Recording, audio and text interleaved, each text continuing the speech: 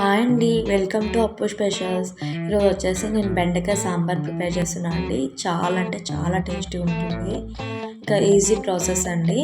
దానికోసం నేను ముందుగా కళాయి పెట్టుకుని ఆయిల్ యూజ్ చేసుకున్నా. ఇంకా అందులో వచ్చేసి మెంతులు, పోపు గింజలు, కరివేపాకు, వెల్లుల్లి, ఎండుమిర్చి, పచ్చిమిర్చి యాడ్ చేసుకున్నా. ఇంకా అందులోనే క్యారెట్, ఉల్లిపాయలు కూడా వేసుకొని కలుపుకుంటున్నా అండి. వచ్చేసి లైట్ గోల్డెన్ కలర్లోకి రాగానే ఇంకా అందులో బెండకాయలు యాడ్ చేస్తున్నా.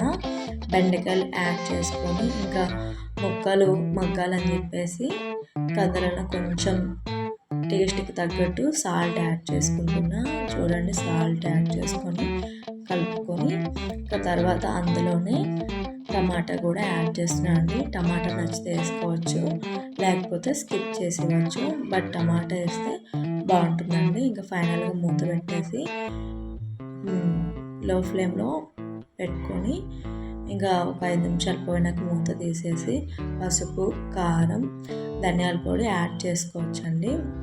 నచ్చితే ముందుగానే ధనియాల పొడి యాడ్ చేసుకోవచ్చు, లేకపోతే సాంబార్ మరుగుతున్నప్పుడు అందులో కూడా యాడ్ చేసుకోవచ్చండి. ఇంకా ముందుగా తీసుకున్న చింతపండు మగ్గు ఇంకా అందులో వేసుకోవాలండి. వేసుకొని బాగా కలుపుకోవాలి. ఇంకా తర్వాత ఒక పక్కన శనగపిండి తీసుకొని ఈ విధంగా ఉండలు లేకుండా కలుపుకొని ఇలా మరుగుతున్న వాటర్లో యాడ్ చేసుకొని కలుపుకోవాలండి.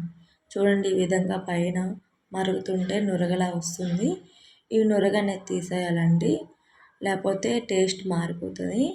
ఇంకా ఫైనల్ వచ్చేసి సాంబార్ పౌడర్ ఇంకా కొత్తిమీర వేసుకొని కలుపుకుంటున్నా అండి. ఈ విధంగా ప్లేట్లో సర్వ్ చేసుకున్నా. వీడియో నచ్చితే ప్లీజ్ సబ్స్క్రైబ్ చేసుకొని మీ ఫ్యామిలీ అండ్ ఫ్రెండ్స్కి షేర్ చేయండి.